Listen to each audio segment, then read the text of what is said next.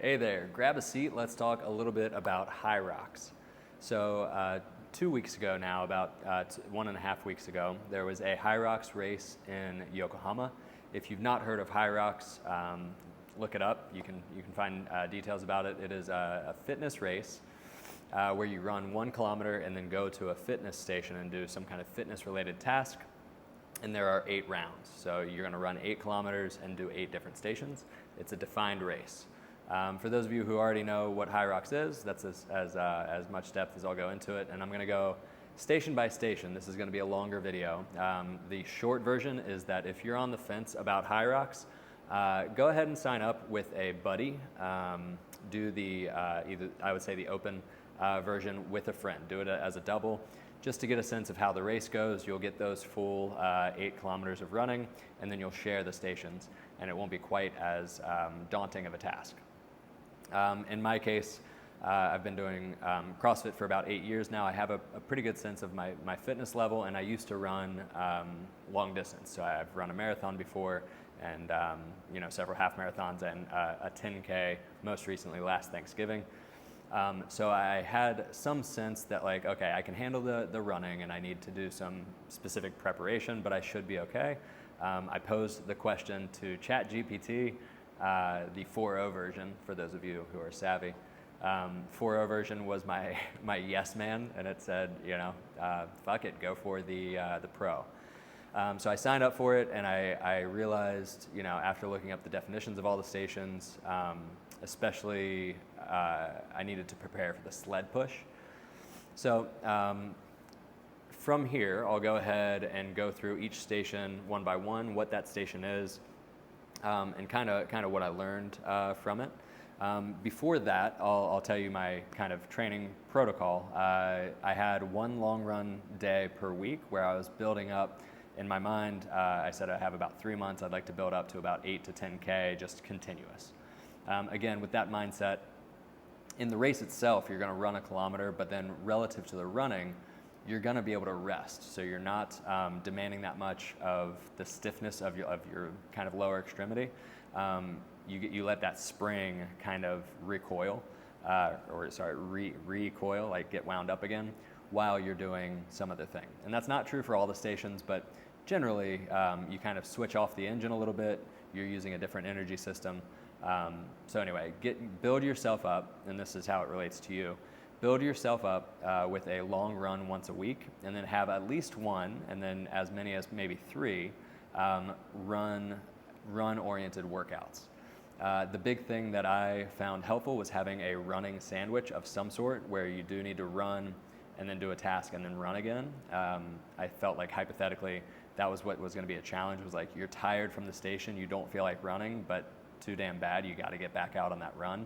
So you should train yourself for that, absolutely. It does not have to be a 1 kilometer. I did a lot of workouts incorporating 400 and 800 meters.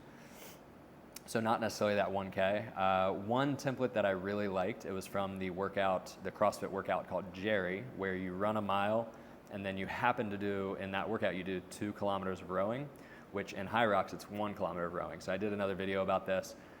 But then you run another mile. So instead of running a kilometer, task, kilometer, run a mile, double the task, or double like the relative work that's done in the HYROX station.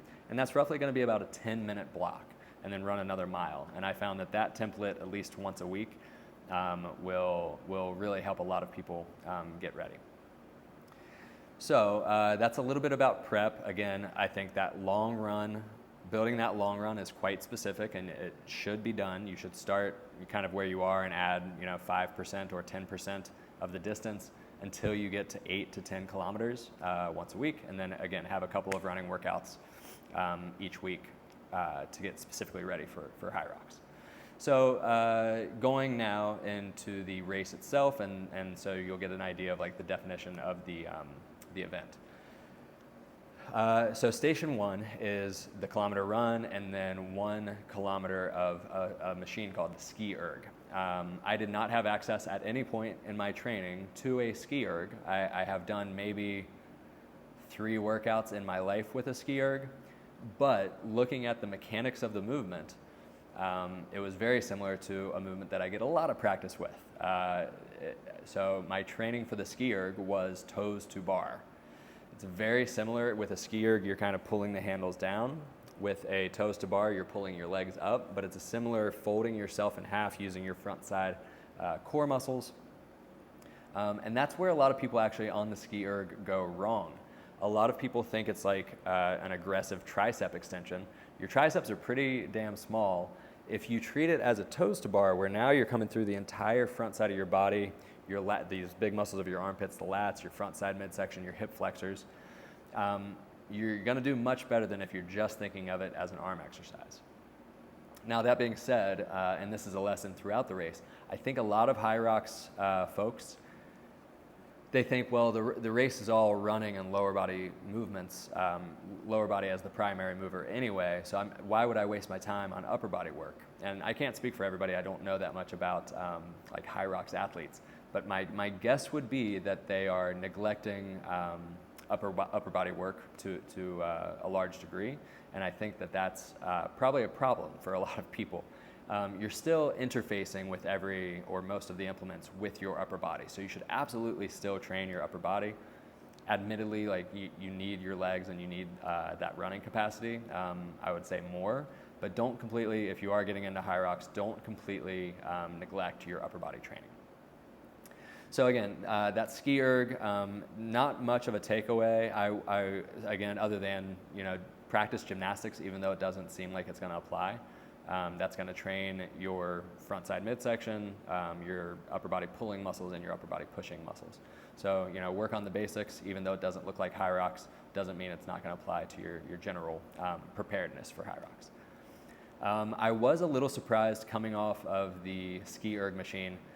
Even though it's just you're standing up with your body weight every time, my posture muscles, my low back posture muscles, they weren't like blown up. But as I went out on that run, I was like, okay, I feel like I just did 100 deadlifts with 20 kilos or something like that. It was just a little bit of there was some fatigue there. So you ran another kilometer, and then you get into the sled push. Now again, I had, I think, 3 training sessions with a sled, but I had done a lot of other kind of single leg type work. I did a lot of front rack box step ups. If you're curious about these movements, you can always ask. Front rack box step ups, kickstand squats, walking lunges, things like that. But the sled push is pretty specific. It taxes your calves in a pretty unique way. And in the race, in the event, I actually blew up my quadriceps. So in my practice environment, I was doing about 7-meter lengths, and the lengths in the event itself were about 12.5 meters. So I went one full length, and I felt okay. I took a few deep breaths and then went right back the other full length, and then I said, I fucked up. So I took that time and kind of knew at that point, just based on how I felt, I was kind of in trouble. It wasn't that big a deal, but from that point, then I did 6 meters roughly, and then 6 meters to finish. Getting out on that third run after the sled push, my legs were already kind of shaking, and I was only 1/4 of the way through the race. So I knew I was kind of in trouble, and so my advice to you is, again, if you have experience, use your experience and use your judgment. If you don't have experience, I would say the simplest advice, don't go a full length, that full 12.5 meter length in any for any reason. It's only the second station. You don't want to overexert yourself there, and then you can chop that up however you want. So for myself, if I was to do it again, I would do no more than about a half length, on any given kind of effort, and then take a few deep breaths and then do it again. You can chop that up however you want, but I do not recommend, unless you're very aware of your capacity and you absolutely can do it, I would not recommend going the full length for any, you're going to do it 4 times for any of them. Start chopping them up right away and then get right back on the sled. Got out on that third run, knew that I was kind of in trouble, but again, wanted to see where it went. Came back for the sled pull. Sled pull is another example where, yes, you're kind of using your legs to push and walk backwards, push, your quadriceps, that kick into the ground, but you're holding onto the rope with your upper body. So it's going to tax your grip a little bit and your pulling muscles to certainly some degree. So I was doing things like rope climbs to make sure that specific grip strength was there. And then as always, I do a lot of gymnastics. So strict pull-ups, occasional kipping pull-ups, weighted pull-ups. So just getting that upper body strength along with, of course, the lower body strength. Your heart rate can't really get that high on the sled pull, I think, if you're already pretty fit. So it's not gonna blow you up. I don't think it's really gonna blow up your calves that much. What a lot of people talk about is managing the rope. So what I found is when I was taking steps back, I wasn't taking like big rolling steps. I was kind of just like shuffling my feet back to plant them. And so what that would do is I was basically lifting my feet no higher than the height of the rope as it was lying down. So if I did interact with the rope, I was just like scooting it back with my step. So that would be a little bit of like a pro tip, if you want to call it that. Do much more of like a shuffling feet, like manage your rope as best you can, but you're kind of walking backwards into that gathered rope. No particular advice for kind of pacing, just get it done. The advice that I received for the rope pull was just like accept that it's going to take a while. Look up the average times for your division. It's like rather than a 4 or 5 minute station, it's going to be like a 6 minute station, depending on how you feel. So just chip away at it.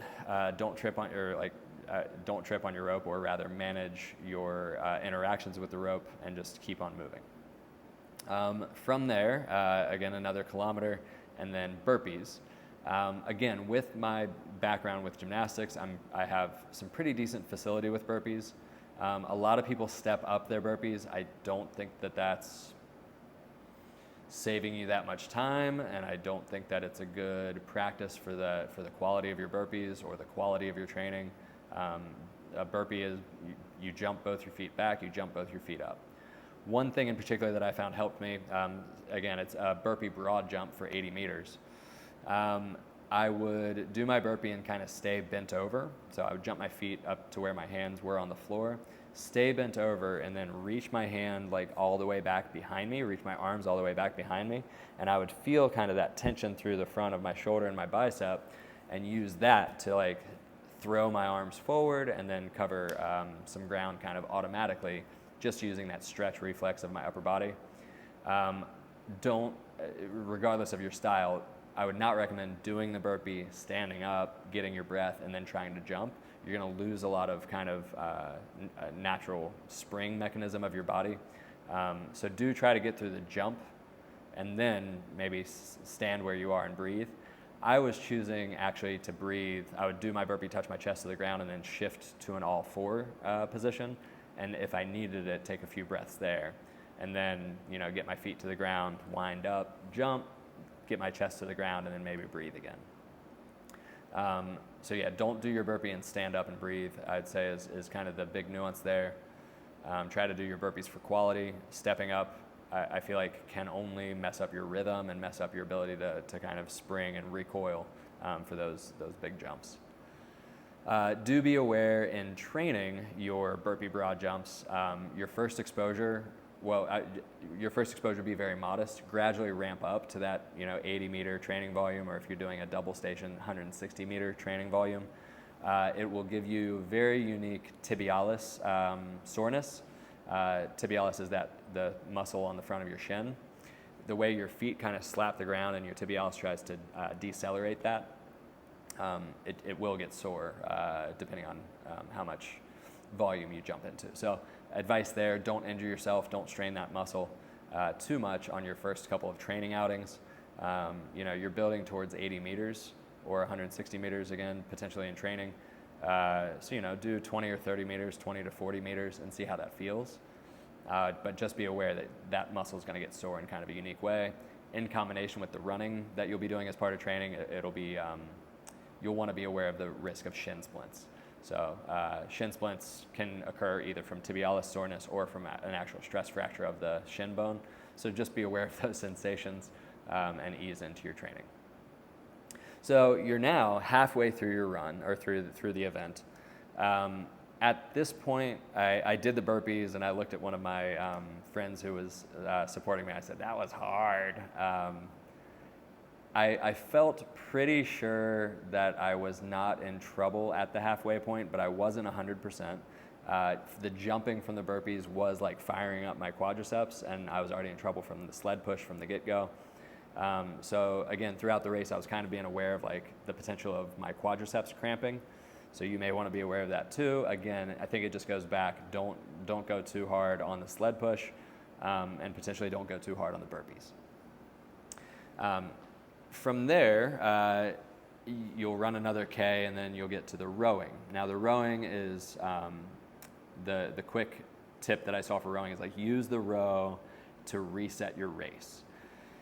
So if you know anything about how this, like the C2, the Concept 2 rowing machines work, when it's on meter mode, the harder you pull, you're kind of like punished for it. So when you're on calories, you get rewarded for the work that you're doing. But on the row, it's kind of simulating like the water kind of pushing back. So the short version of that is that if you going, say, from a 500 meter split of 2 minutes to a 500 meter split of 1:55 is a really pretty big increase in effort. But then if you multiply that out, it's going to save you 10 seconds on the 1 kilometer row. But you're going to be much more tired than if you had just maintained that 2-minute pace. So again, it's the difference between rowing the distance in 4 minutes versus rowing the distance in 3 minutes and 50 seconds. It is not worth the extra exhaustion at all. And then of course, more extreme examples could exist. But yeah, I think that was fair advice. Use the row to reset the race. Not a huge tip there. You're primarily on the row, hinging through the hips, and then pulling through the upper body, through the back, just drawing your elbows back. So these are muscles that are relatively not as taxed throughout the race, the run. Again, just that simple advice, use the row to reset your race, I think is great advice. By that point, you're over halfway done. You're going to run another kilometer, and you come to the farmer's carry. Farmer's carry was great. It will tax your grip. In your grip training, I would recommend having 2 ways that you think about your grip. One is on a fixed implement, and so that would be in the race, you do kettlebells. Kettlebells would be similar to hanging from a pull-up bar. Very simple ways to train your grip. You can do maximum holds, or you can do interval work. You can focus on the distance of that farmer's carry that they do. But again, taxing your grip with those fixed implements, and what I mean by that is that they're not, a kettlebell and a pull-up bar are not actively trying to roll out of your hand. Whereas if you train with a dumbbell or a standard double overhand grip on a barbell for like a deadlift and try to build your grip that way, you'll kind of be overclocked. So I would recommend just training both, but do not neglect your grip strength. I had read that the rope, the sled pull will tax your grip.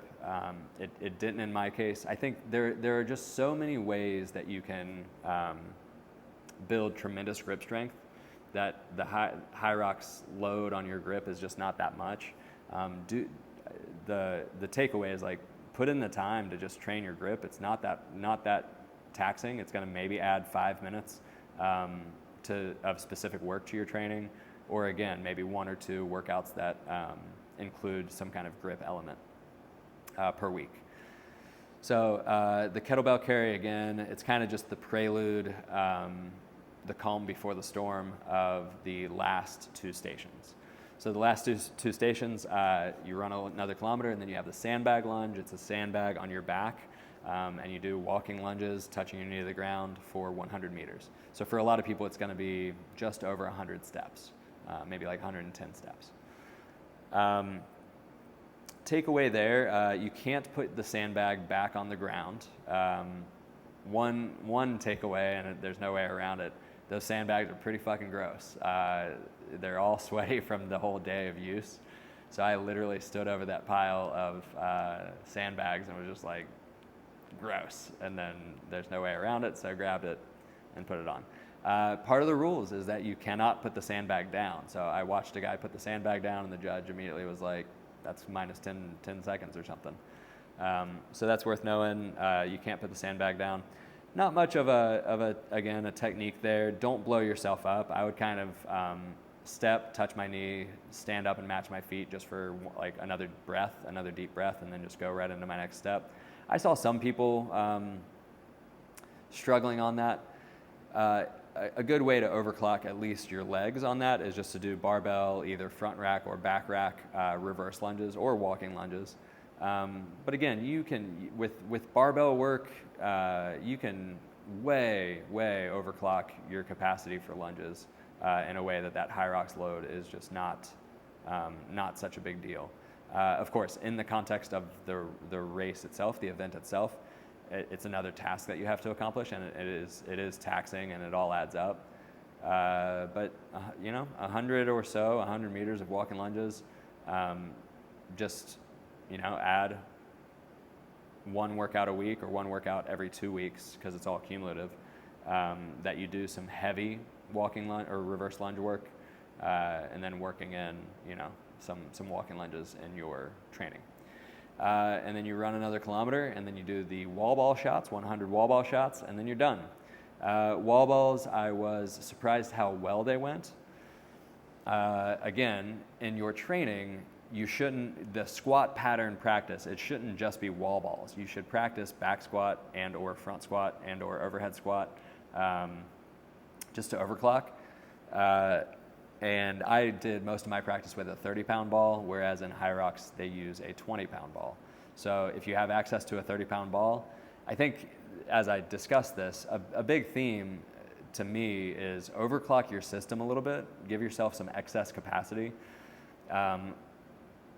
where I think probably not at the very high level. This would not be a high level, a video that's geared towards high level athletes, but towards people who are getting into fitness and they want HYROX to be like the mode of their fitness. Don't just practice HYROX. Do your general physical preparedness. Basically, do CrossFit to get some of that heavy barbell work in, to get some of that mixed modal work in, and then that kind of, well, to finish talking about the wall balls, just that first rep, I knew my quads were about to cramp. I knew I was out of the woods. I knew I was going to finish, but I didn't want to injure myself. So just that first rep of the wall balls, getting down into the squat, I was like, oh, could feel everything stretching. From there, 6 sets of 10, a couple sets of 5, and then a set of 15 to finish. I was really happy with how the wall balls went. I did feel a little bit of a funny cramp, like up near my sit bone, up in my pelvis. No idea what little sinew of muscle that was, but other than that, no injuries and a successful finish. I had predicted that maybe I can get the event done within an hour and 20 minutes, and it took me an hour and 21 minutes and 25 seconds. So I was quite pleased with that, with sight unseen, kind of guessing what I could do and almost being right on the nose. And that was amidst, again, shooting myself in the foot on that second station, which really affected the entire rest of the race. I had a few runs where I needed to walk for, distance-wise, not that long, but I took like 5 or so deep breaths or 20, steps that I let my legs clear out some of that fatigue. So don't get yourself in trouble on the sled. And then again, the big takeaway, I think, with HYROX becoming so popular, I think HYROX is a great event. I do not think that training for HYROX is the best way to get in the best shape that you can get into. You will get quite good at running if HYROX is your only mode. You'll get quite good at running. You'll have very good work capacity for the things that you do in HYROX, but you'll be missing this, what in my mind is an extremely core component within CrossFit of skill development, the gymnastics element, the skill of weightlifting, which is maximal power. So if you think about, if you look up the 10 general physical skills, just HYROX doesn't quite check all the boxes of the 10 general physical skills, whereas CrossFit really does try to set out to do that. I would say when I first heard about HYROX, I kind of said to myself, yeah, that sounds like a great workout. What I did not say to myself is, oh, what a great like training program. I don't think training for HYROX alone is the best way to get into the best shape of your life, but I think it's an amazing event, and if you're on the fence, you should absolutely sign up for it. In terms of training, I would I can't say outright, but if I was a consumer, I would be very wary of a gym that only does HYROX. I would rather find a gym that does CrossFit and HYROX. And if given the choice between the two of only a HYROX gym, a HYROX CrossFit hybrid gym, and then just a CrossFit gym, I would rather choose the CrossFit gym. Or rather, I would rather choose the CrossFit hybrid gym, right? CrossFit HYROX gym, followed by the CrossFit gym, followed by the HYROX gym. If there's a gym that's only offering HYROX, I think that they're going to be missing some of the coaching expertise for general physical preparedness, and there's going to be a huge gap in your fitness if you go with that option. Other than that, I mean, this has been 25 minutes of telling my story. If you do have specific questions, please ask. Just wanted to get this out, partially just as my own kind of diary. What else? I'll finish with this. There was a tight corner, and my run was at 7 p.m., so it was like one of the last events of the day.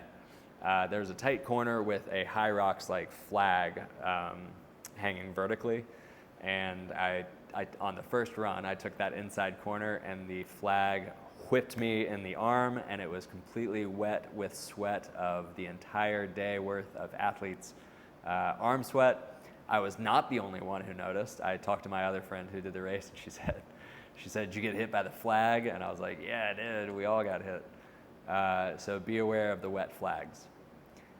Again, if you got through this video, great job. Just me talking to the camera.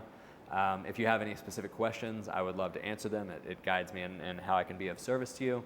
Otherwise, thank you very much. Sign up for a HYROX race and get in touch with me if you need help preparing. I'm happy to program for you or give you advice. So I will see you for the next one. Have a great night.